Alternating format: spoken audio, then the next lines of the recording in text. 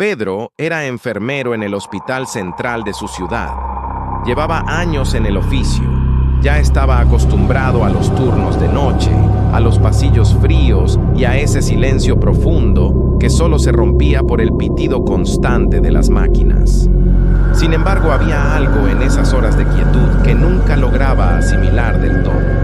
Esa sensación palpable de que, entre esas paredes, la vida y la muerte caminaban de la mano compartiendo el mismo espacio, a veces incluso el mismo aliento. Esa noche, que parecía una más en su rutina, comenzó su turno a las 11. Su primera parada, como siempre, era la sala 10. Allí se encontraba la señora Valdés, una mujer anciana que llevaba semanas en estado crítico. Pedro la había cuidado con una dedicación especial. Sabía, en el fondo de su corazón, que su final estaba cerca, pero eso no le impedía hacer hasta lo imposible por mantenerla cómoda, por darle un poco de paz en sus últimos momentos. Se aseguraba de que sus sábanas estuvieran limpias, le hablaba en voz baja y ajustaba su almohada con delicadeza. Justo a la medianoche, mientras revisaba los registros de oxígeno en el mostrador de enfermería, algo lo hizo detenerse en seco. En el reflejo del vidrio al final del pasillo, le pareció ver una figura pasar. Fue solo un instante, una sombra fugaz.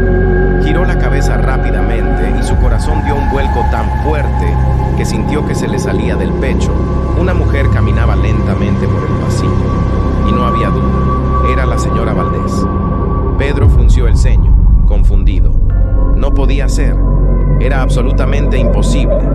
La señora Valdés apenas podía respirar por sí misma, conectada a un ventilador, mucho menos levantarse y caminar. Pero ahí estaba. La vio con sus propios ojos, girar en la esquina al final del corredor y desaparecer de su vista. «Señora Valdés», llamó, su voz temblando ligeramente, rompiendo el silencio sepulcral de la noche. No hubo respuesta.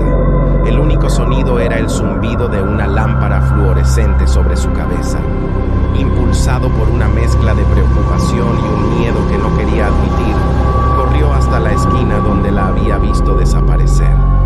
Y allí estaba ella, de pie, completamente inmóvil. Su rostro estaba pálido, casi traslúcido bajo la luz del hospital, pero su expresión era serena, casi dulce.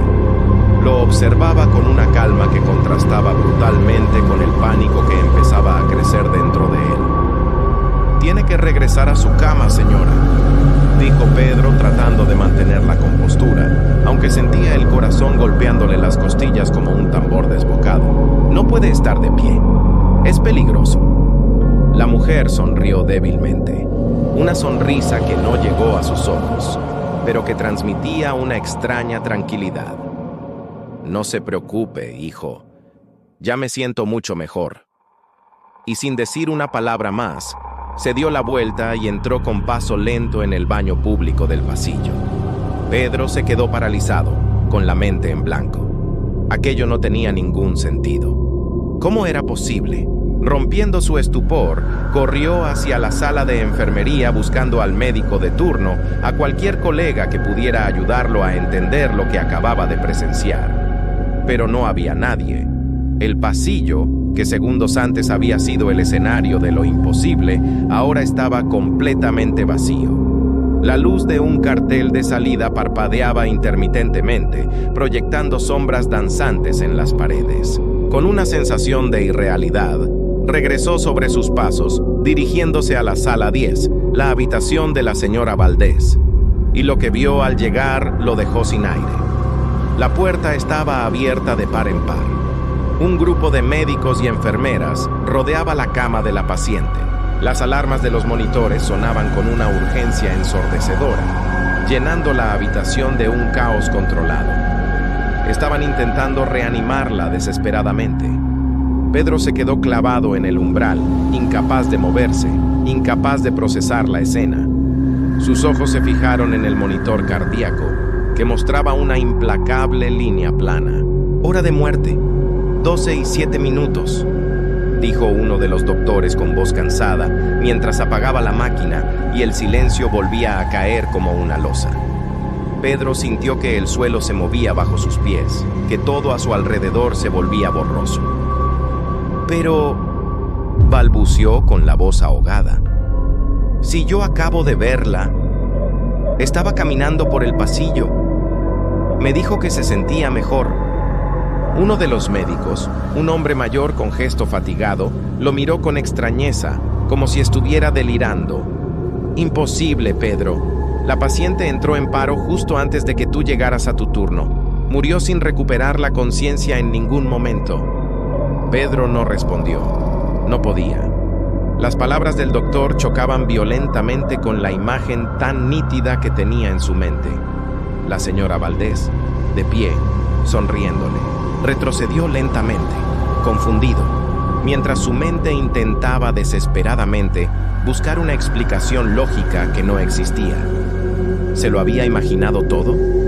¿El estrés? ¿El cansancio? Esa noche, cuando su turno finalmente terminó, intentó irse a casa, pero algo lo obligó a pasar una vez más frente a aquel baño del pasillo, el lugar donde la había visto entrar. La puerta estaba entreabierta, dejando escapar una fina línea de luz. Se detuvo.